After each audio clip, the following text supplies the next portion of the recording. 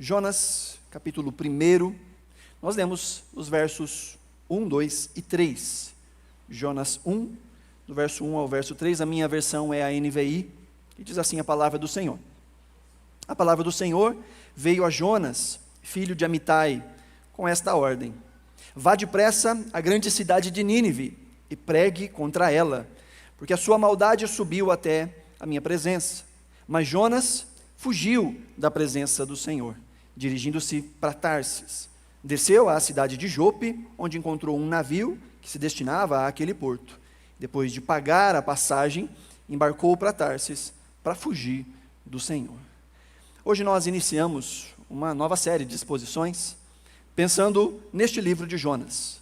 Nas próximas semanas nós vamos caminhar por todo o livro de Jonas, entendendo um pouco mais sobre o que este personagem fala sobre nós, fala sobre Cristo acima de tudo. Este é um livro que é referenciado pelo próprio Jesus. Jesus, de determinada maneira, se compara a Jonas. Ele fala de si mesmo apontando para Jonas. Nós, aqui na igreja, principalmente aqueles irmãos que têm participado das nossas quintas-feiras, repetimos a exaustão.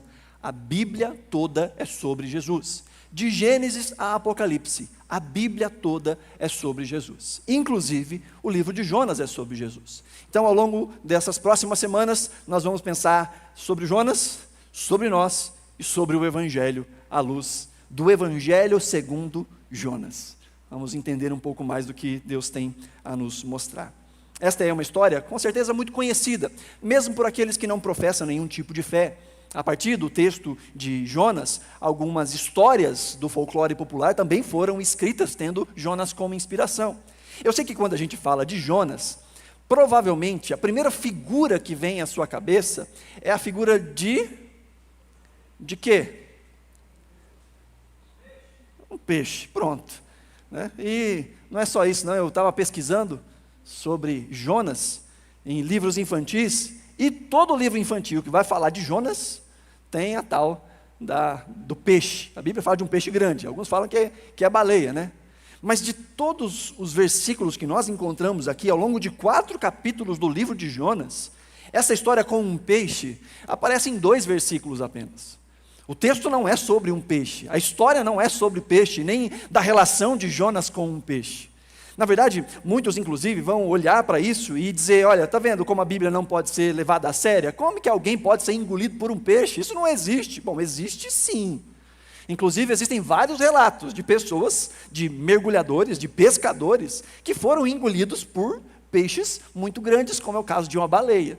Se você quiser pesquisar quando chegar em casa, tem um moço, isso ficou conhecido em 2021, o Michael Packard. Michael Packard, nos Estados Unidos, em 2021, foi engolido por uma baleia jubarte, passou mais ou menos 1 minuto dentro do estômago dela e depois foi vomitado. Tem a história dele no YouTube, você vai encontrar alguns documentários, alguns jornais falando da história aí do Michael Packard. Mas esse não é o nosso motivo de apresentar este texto. Isso aqui é só para dizer que a gente pode entrar por esse caminho, se assim quisesse, mas não é este o caso. O texto de Jonas, o livro de Jonas, é um livro muito peculiar nas Escrituras.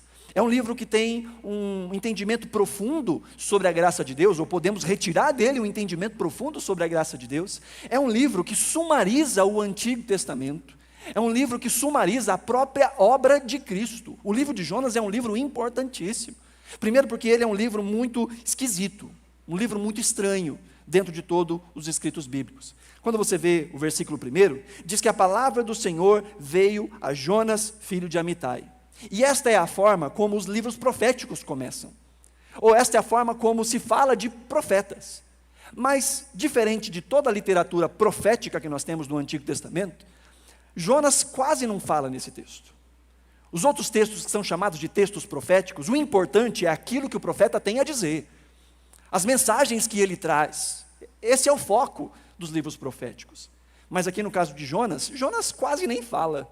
E quando fala, fala com má vontade. Quando fala, fala ruim, fala errado. Então esse texto não é sobre aquilo que Jonas tem a dizer. Esse texto tem muito mais a ver com as ações e as reações que Jonas tem diante daquele que é de fato o personagem principal desse texto. O personagem principal não é um peixe. O personagem principal sequer é Jonas. O personagem principal desse texto é o próprio Deus. É Deus quem fala, é Deus quem faz, é Deus quem ordena, e toda a criação se inclina diante de Deus, menos Jonas.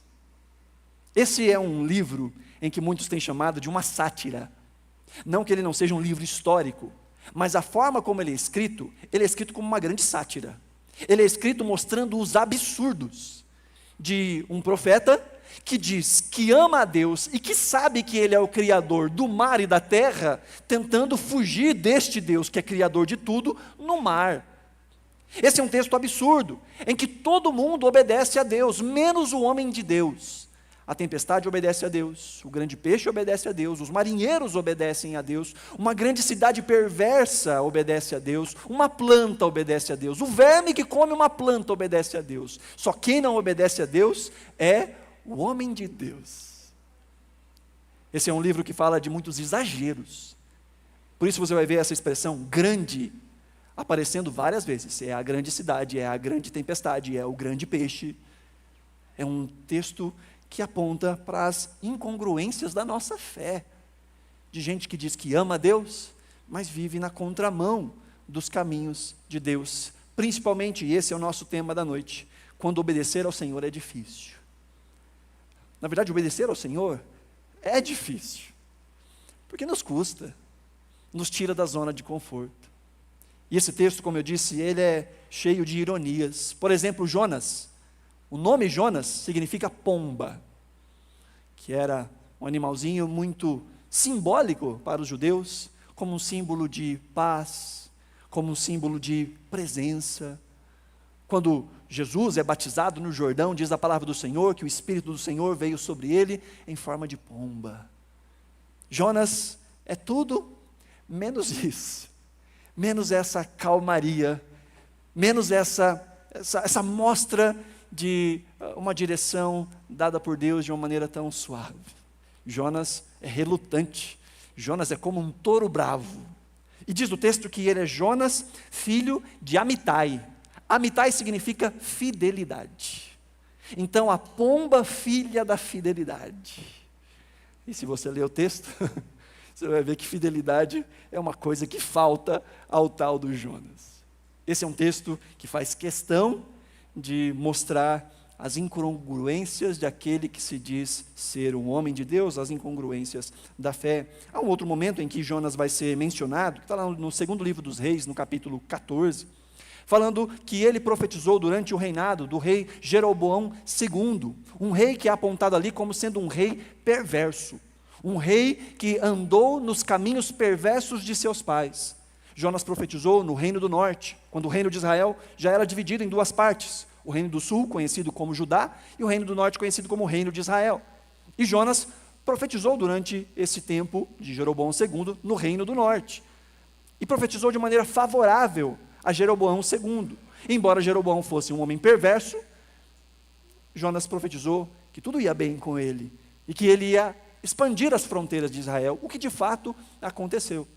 Mas cerca de 30 anos após a profecia de Jonas, Israel foi sitiada, Israel foi destruída, e parte do povo que morava ali foi levado cativo para um lugar chamado Assíria.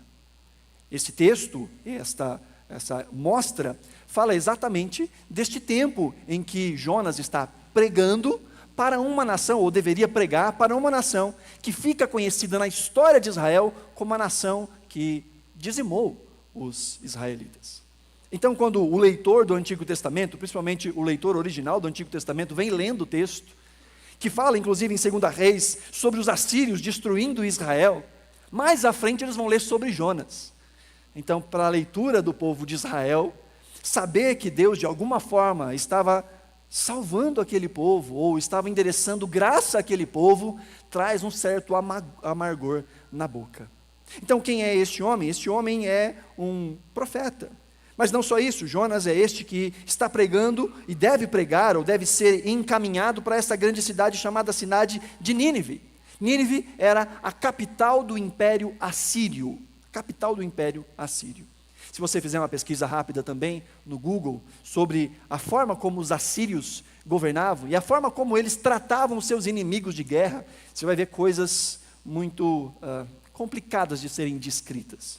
Eu ia trazer algumas coisas aqui, mas eu acho que não ia ser de bom tom. Eu trouxe apenas uma gravura, tem uma gravura que está em alguns dos palácios encontrados.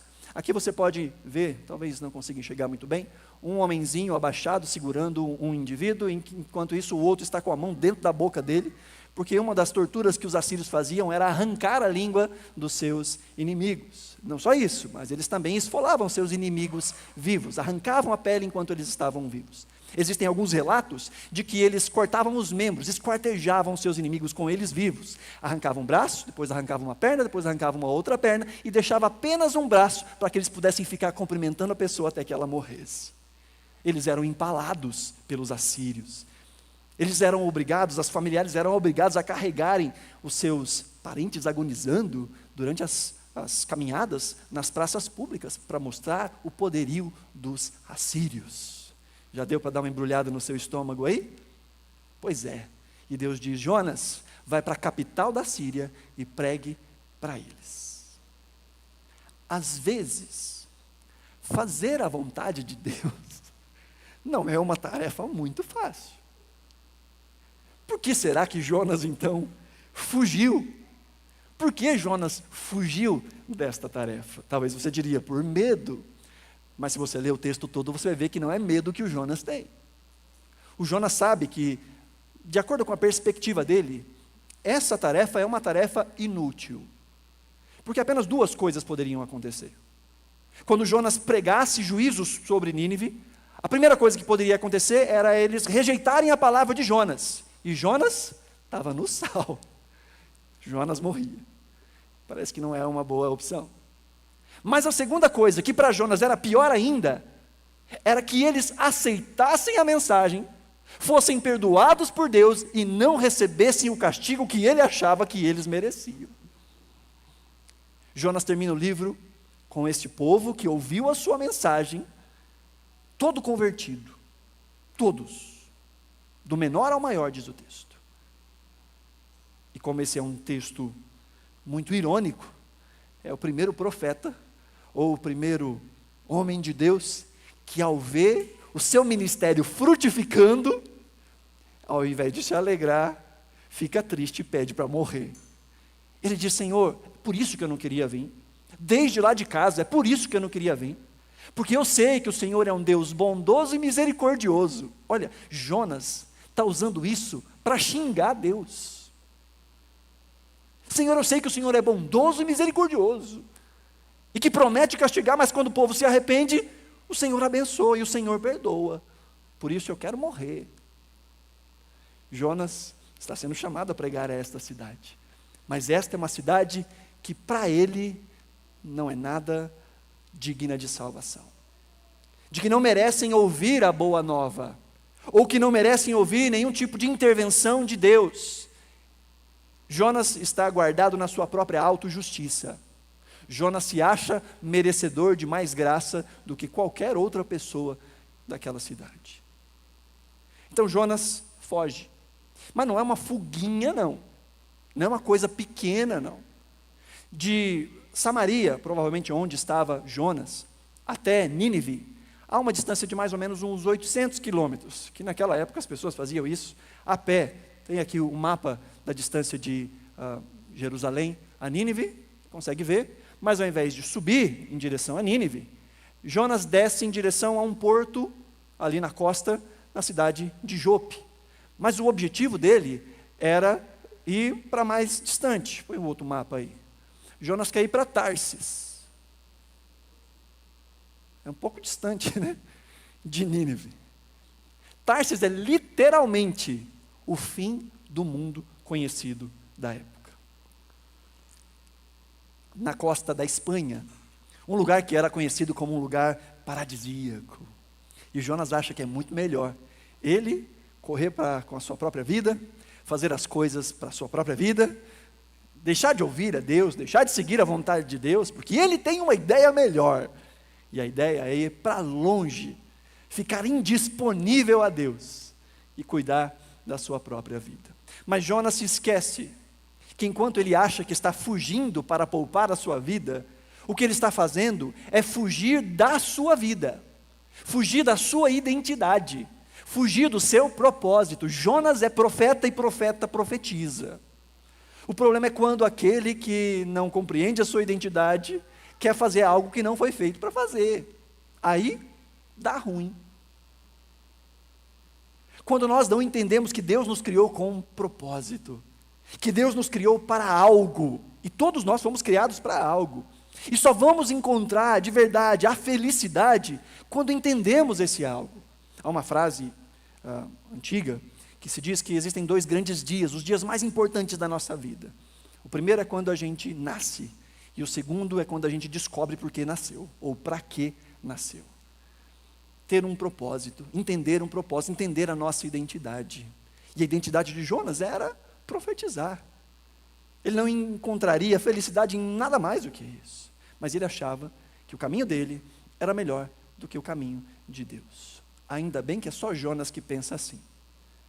Ainda bem que nós confiamos completamente naquilo que Deus fala, e nós sabemos que a vontade de Deus é boa, perfeita e agradável, e nós não nos ocupamos, ou nós não desculpamos a vontade de Deus, buscando fazer as nossas coisas e as nossas vontades, porque achamos que nós de fato sabemos o que nós estamos fazendo. Nós não.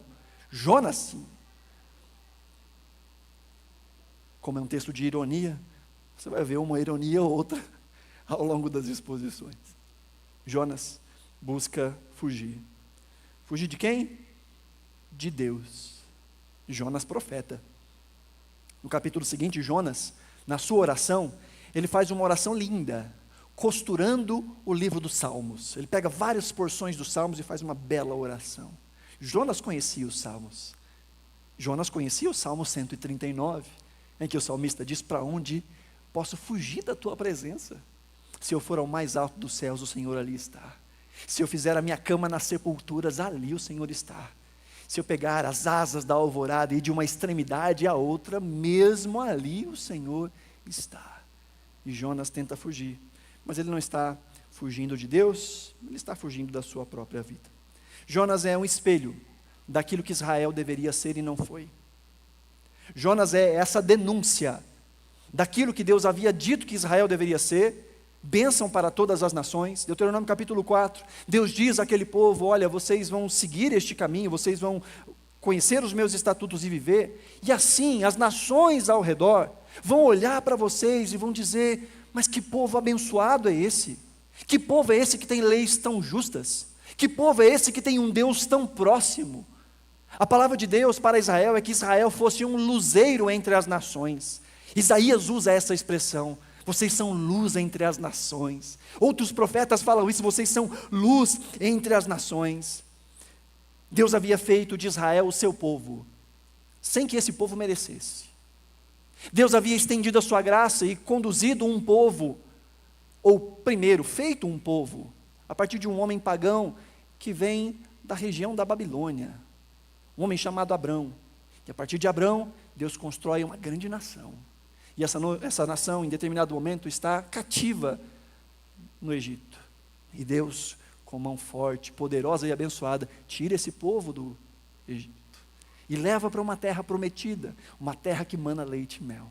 E Deus diz a eles em Deuteronômio: não pensem vocês que vocês foram escolhidos porque eram um grande povo. Na verdade, vocês sequer eram povos. Eu os amei porque os amei. Deus os chamou por graça e por bondade. Não havia nada de belo para que Deus os chamasse. Mas, ao longo da história de Israel, eles achavam que isso era só para eles. Embora Deus havia dito que era por meio deles que seriam benditas todas as famílias da terra, por meio da descendência de Abraão, todas as famílias da terra seriam abençoadas. Para os israelitas, tinha gente que merecia ser salva e tinha gente que não merecia ser salva. Tinham pessoas que eram dignas de ouvir da mensagem de salvação e outras que não eram dignas de ouvir a mensagem de salvação. E este povo, que embora não merecesse, foi feito povo, e ainda não merecia, porque estavam vivendo debaixo de desobediência, debaixo de idolatria, virando as costas para Deus, cometendo as coisas mais absurdas, morando em uma terra prometida, uma terra que Deus lhes havia dado por graça e por bondade. Mas por que não queriam obedecer? Bom, porque obedecer custa. Obedecer cobra de nós alguns passos. Pense na história do próprio Abraão.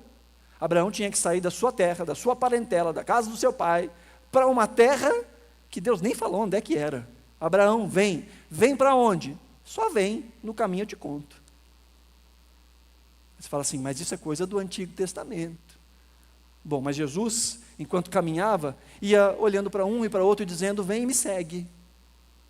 Alguns diziam, não, mas primeiro deixa eu comprei um terreno, eu preciso lá ver esse terreno. Não, eu comprei uma junta de boi. Junta de boi era os trator da época, né? Deixa eu lá experimentar para ver se está funcionando tudo direitinho, se está tudo reguladinho.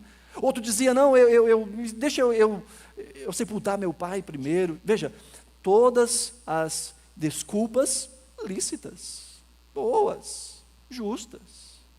E Jesus diz, olha, se você não puder negar nada dessa vida para me seguir, então não temos um acordo. Porque veja, há uma grande diferença entre dizer que crê em Deus e seguir a Deus. Há uma grande diferença em dizer, eu sei que Deus existe, e de dizer, Senhor, eis-me aqui para fazer a tua vontade. Há uma grande diferença. E aqueles discípulos que disseram as suas negativas para Jesus, estavam dizendo de maneira literal, porque para Jesus, me segue não significa simplesmente entra no Instagram, acha o meu perfil, @JesusChrist, né, e me segue no Instagram. Não era isso. Seguir era literalmente sair do ponto A e vai para o ponto B. E para seguir, sair do ponto A para o ponto B, algumas coisas têm que ficar para trás. Não é à toa que Jesus diz, ó, se alguém quiser vir após mim, é preciso primeiro se negar. Negar-se a si mesmo. Tomar a sua cruz e então seguir. Veja, esse não é um chamado para que nós deixemos de viver. Muito pelo contrário. O chamado de Jesus é para que nós encontremos de fato o que é vida. O grande problema é quando nós fazemos as projeções de sabermos o que é vida e negligenciamos a vontade de Deus e o cumprir da vontade de Deus e buscar conhecer e praticar a vontade de Deus, porque achamos que sabemos o que é vida. Porque seguir ao Senhor custa. Custou para Jonas, custou para Abraão, custou para Maria. Maria, uma jovem, adolescente, prestes a se casar, estava noiva. Tudo lindo, imagina. Você que já se casou, que pretende se casar, aquele sonho, vou receber meu marido. E de repente aparece um anjo e diz, Maria, você ficará grávida do Espírito de Deus. E Maria agora vai ter que lidar com isso. Vai ter que lidar primeiro com o marido, que primeiro vai desconfiar dela, depois Deus dá um jeito, fala assim, não, fica tranquilo. Maria é de fato uma mulher escolhida. Mas Maria tem que fugir, Maria tem que ir para a casa da parente dela, que a essa altura, quais seriam os boatos que estavam correndo no vilarejo onde Maria vivia? Veja, seguir ao Senhor tem alguns custos, mas vale a pena. Não há nada que possamos entregar a Deus que não vale de fato a pena, em que Ele não seja de fato aquele que pode fazer infinitamente mais do que tudo que nós pedimos, pensamos ou imaginamos, porque confiamos nele.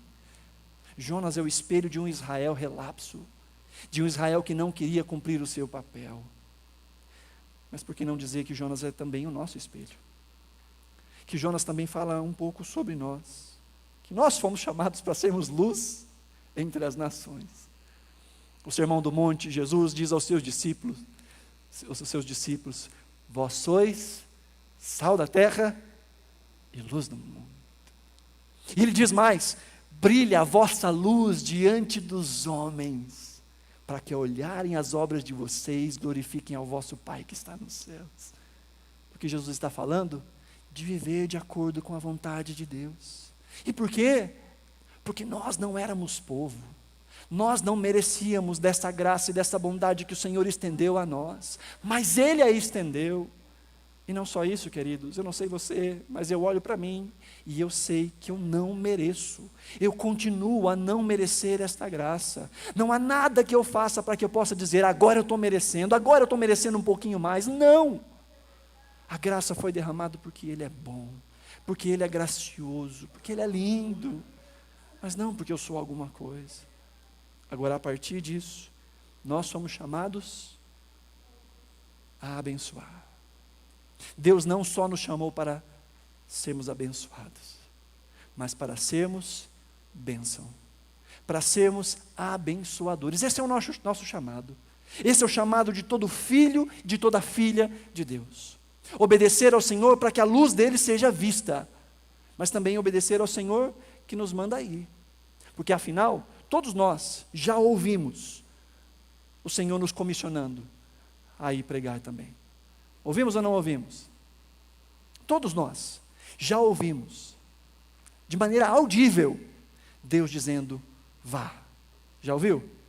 Sim ou não? Não ouviu? Espera aí que a gente resolve isso agora. Agora. Mateus, capítulo 28, versículo 19 diz, portanto, vão e façam discípulos de todas as nações, batizando-os em nome do Pai, do Filho e do Espírito Santo, ensinando-os a obedecer a tudo que eu ordenei a vocês, e eu estarei sempre com vocês, até o fim dos tempos. Pronto, agora você ouviu, de maneira audível, Cristo falando que os seus discípulos devem ir a todo lugar, e compartilhar do Evangelho, e falar com outras pessoas, e abençoar outras pessoas com a palavra do Evangelho. Mas isso custa. Isso não é fácil. Não é fácil, primeiro, porque pode ser que existam pessoas que a gente acha que merecem e outras que não merecem aquilo que nós temos a dizer. Eu ouvi um pastor dizendo de uma pessoa que veio falar com ele, depois de ter visto uma reportagem no jornal, de um indivíduo que havia cometido atrocidades e que agora se declarava cristão. E aquela pessoa disse ao pastor, pastor, eu sei que Deus pode mudar, eu sei que Deus pode transformar, eu sei que Deus pode salvar.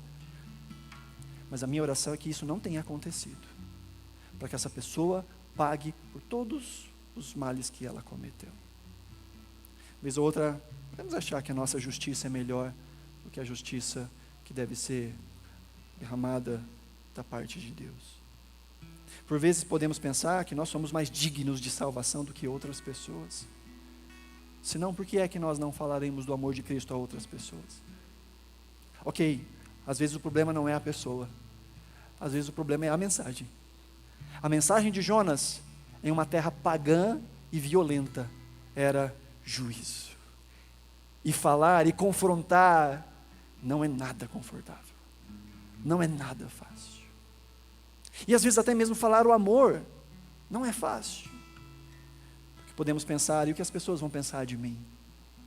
Se eu começar a viver isso que a Bíblia está me ensinando, eu vou ter que abrir mão de algumas coisas, e o que as pessoas vão pensar de mim? O que minha família vai dizer ao meu respeito? O que os meus amigos de trabalho, os meus amigos de gole, o que os meus amigos do futebol vão dizer ao meu respeito, se eu começar a levar isso aqui a sério?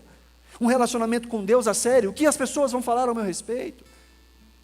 Talvez o que impeça, de trabalho, é entender que se eu quiser de fato viver uma vida comprometida com Deus, eu vou ter que renunciar a algumas coisas.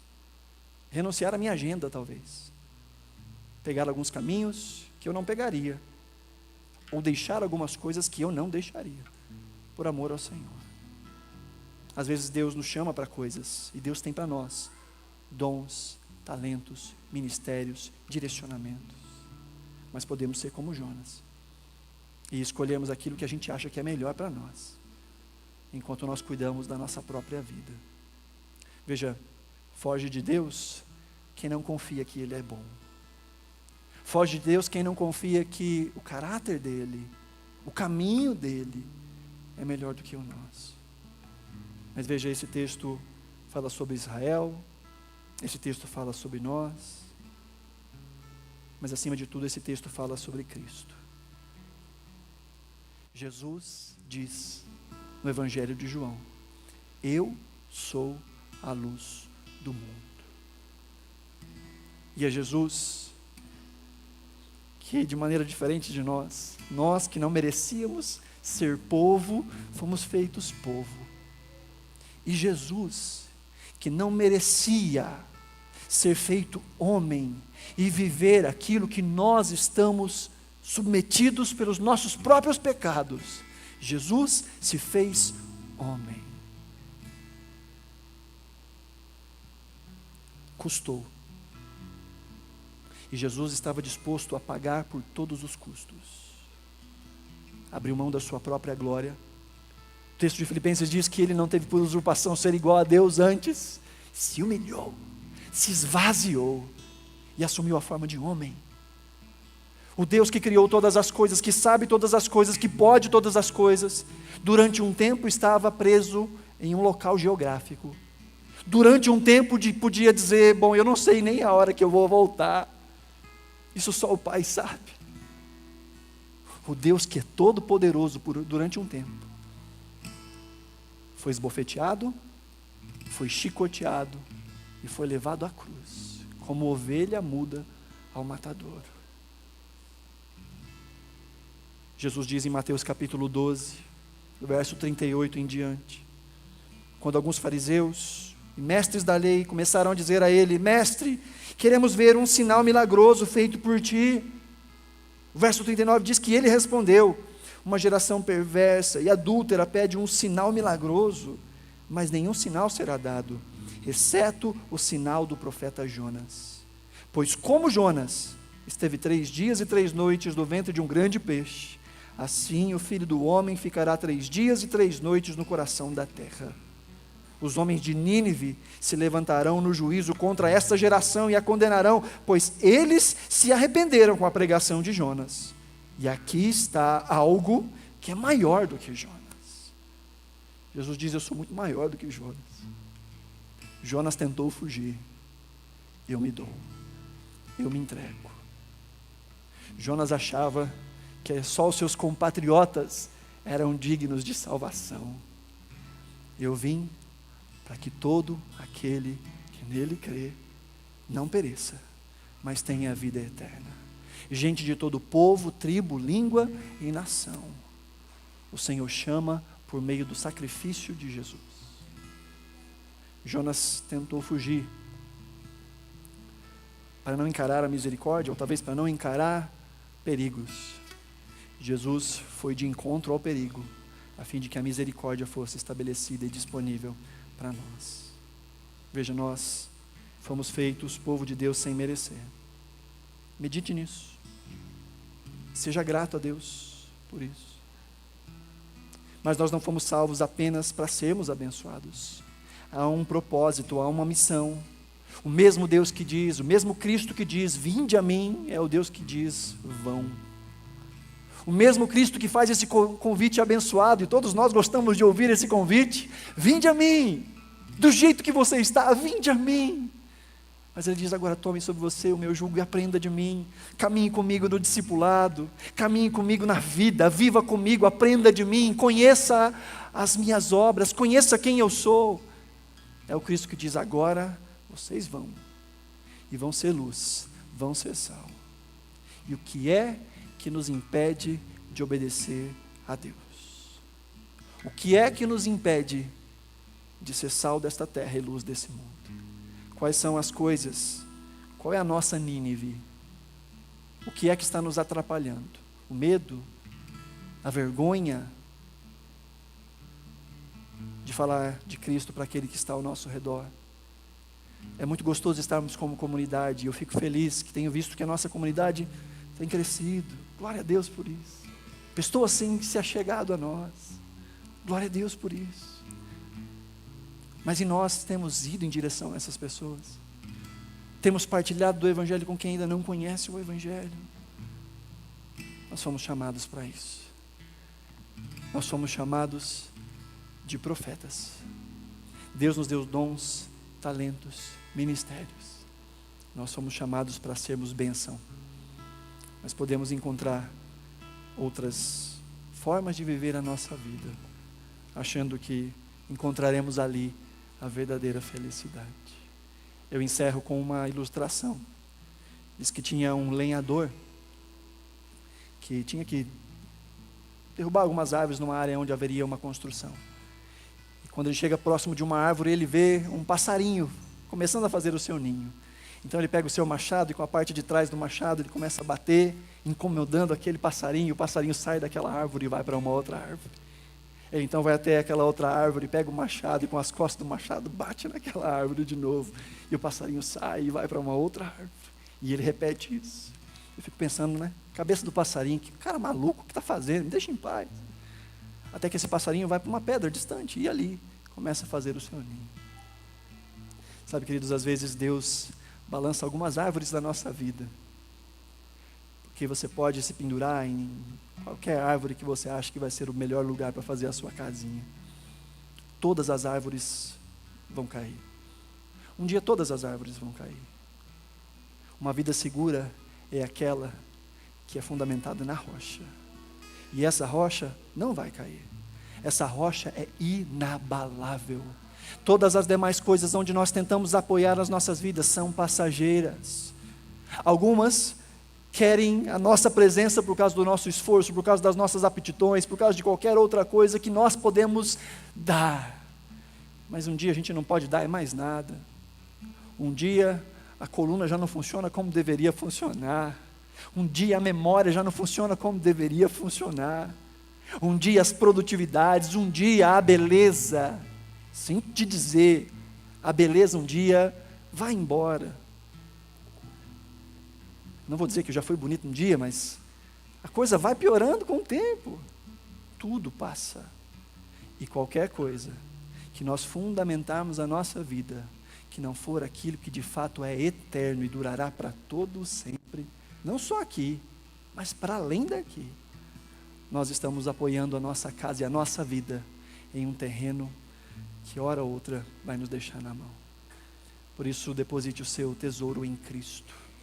Lembre-se do que Ele fez por você. Você não merecia. Me dá licença de dizer, você ainda não merece. Mas a graça dele te alcançou. A bondade dele te alcançou. E ela vai continuar se derramando sobre você todos os dias da sua vida, até o encontro com Ele. Não porque você é bom, mas porque Ele é bom. Não pelo que você faz, mas por aquilo que Ele fez. Seja grato. E que essa gratidão seja o seu combustível para levar essa mensagem, por mais que ela custe, àqueles que ainda não a conhecem. Para viver uma vida que testemunha dessa luz, por mais que às vezes é difícil. E quando for difícil seguir a Deus, lembre-se de Jonas. Não desse, do perfeito Jonas, daquele que é maior que Jonas. Ele se entregou por nós e nos dá a capacidade de testemunharmos dessa graça no mundo que nós vivemos. Se você puder, coloque-se de pé, nós vamos orar.